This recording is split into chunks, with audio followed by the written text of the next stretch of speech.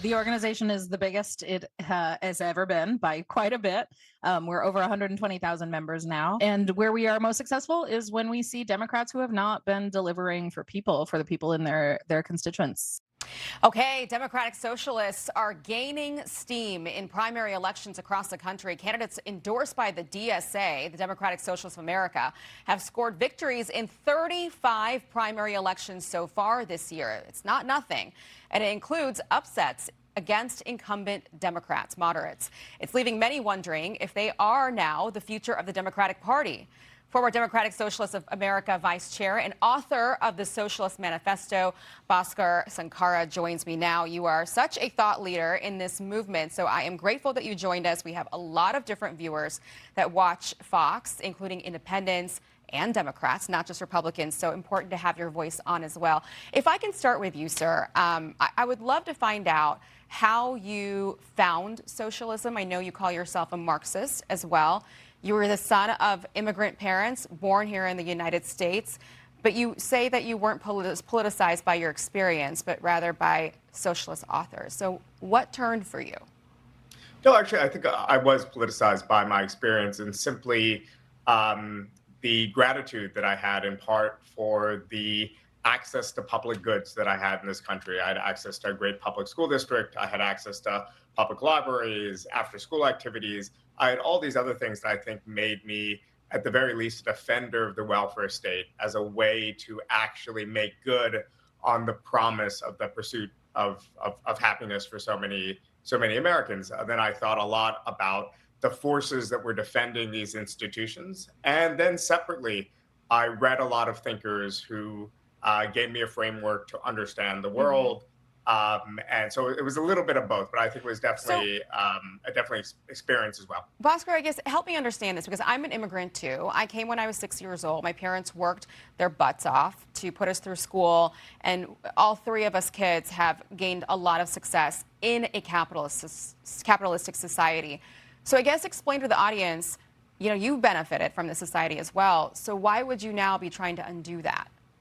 Well, I'm not an immigrant, but my parents are, and I certainly think that there's a lot of virtues in our society. You know, this is a completely subjective judgment, but I think the United States is the greatest country on earth, and I think it's a country that can be made better by providing for more people the basics of a good life. Okay. So America might be working for us, but America is not working for a lot of people, particularly in left behind areas, deindustrialized regions, rural and semi-rural areas. I grew up in the New York City area. I grew up in an area that was still prospering by the time I was a kid. There were still jobs and opportunity for my parents. The same is not true in much of the country. And I think this is actually something President Trump spoke to a lot in his 2016 run. Right, the populist movement. I want to though dig into the DSA platform a little bit, because there are some things that are shocking, especially the platform that was released. I know you're not the co-chair anymore, but the platform that was released this week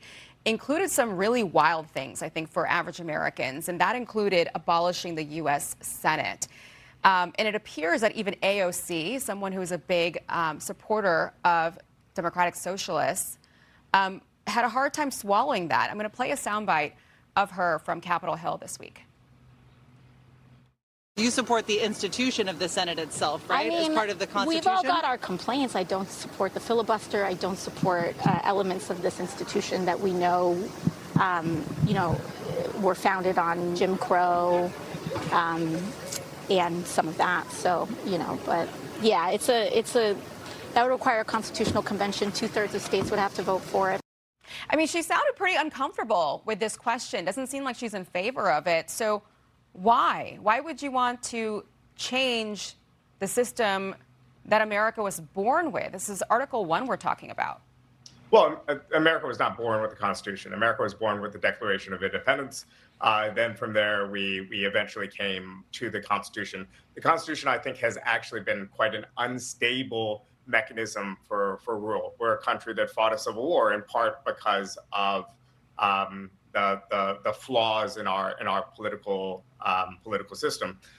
I would say that I'm against the Senate. I think the Senate's an undemocratic body. I'm for mechanisms to well, what would reform replace the Senate it in the short term. What would check the? Are you for the House?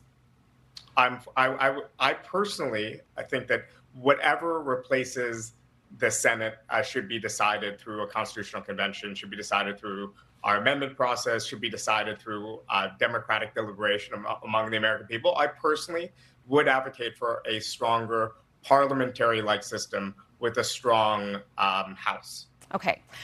We had on a little bit earlier a former DSA member who is sort of raising some red flags with the current group. I want to play this soundbite for you. I don't know if you're familiar with Jake Altman, but he's trying to warn people of what this movement is about. I'm going to play it for you, and I want you to respond to him in a second. Let's watch. It's not a harmless organization. These people seem perfectly willing to cohabitate with Maoists, with Trotskyists, with Leninists, with people who want to pull down American institutions and are very clear about it. People who have this thrill to violence that is just profoundly troubling at a time when our country is already facing many, many problems. I mean, that's quite an allegation. People who have a thrill to violence in the DSA. How do you respond to that?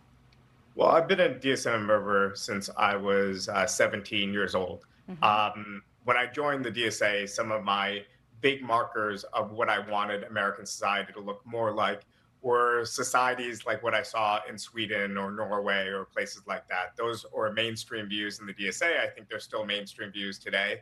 I certainly have never encountered anyone within the organization with a thrill to violence. I mean, we are, I think, in good and bad ways, quite a milquetoast organization. Voters have voted for our representatives to office in House races across the country. The mayor of New York is an active member of the Democratic Socialists of America. And I think we're part of, even if you disagree with our views, I think we're part of the good part of American society, the good part of American civil society that is willing to have reasonable conversations with people, including people we disagree with. Does DSA want to take over the Democratic Party? I personally think the American political system is such that it's very hard to maintain your own ballot.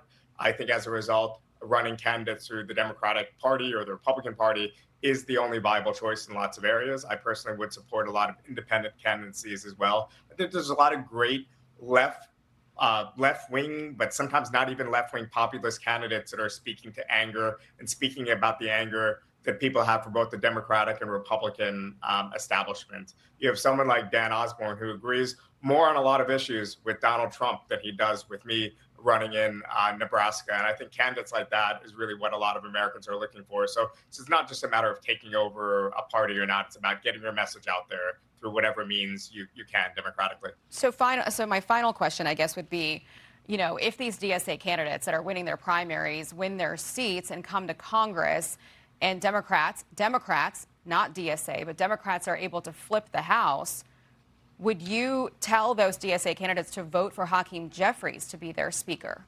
Do you support him? Well, I'm not in a position to tell these candidates what to do. If they have enough leverage to get a better speaker, then of course I think they should use this leverage. I mean, this is a lot of the dilemma. Who would be the better speaker in your mind?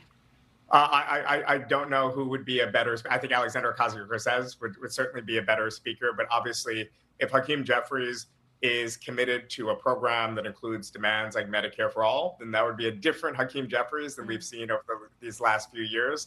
And I think that would be perfectly acceptable. So just like the Tea Party did within the Republican Party, there's a balance between actually making sure that you're getting your demands through. Sometimes that means a new speaker. Sometimes that means just simply getting a platform commitment for certain key demands, like getting universal health care in the United States for the first time ever. Okay. Well, that's what I was going to ask you, last, but I think you answered the question, is why not just create your own party? Why attach yourselves to the Democrats who certainly don't want you in their party? Several of them have now gone on TV and done interviews saying that you guys aren't Democrats. Why are you joining our party? But it sounds like you're saying in this system, this is the only way to get on the ballot. I registered as a Democrat when I was 18 years old. I've been a Democrat the entirety of my life. But you're not a Democrat. I've been a Democrat since I was 18. We have a no-party system in the U.S. We don't have a two-party system. Okay. There's lots of people who disagree with the Republican establishment but support Donald Trump. So therefore, they're Republicans, so they can vote in the primary for Donald Trump. The same thing goes on the left and with the Democratic Party as well. Okay. Bhaskar Sunkara, thank you so much for joining us. We hope to have you back as this movement sure feels like continues to grow. We'll be watching it. Thank you, Bhaskar. Be sure to like and subscribe for all the Fox News latest on YouTube and catch full shows streaming now on Fox One.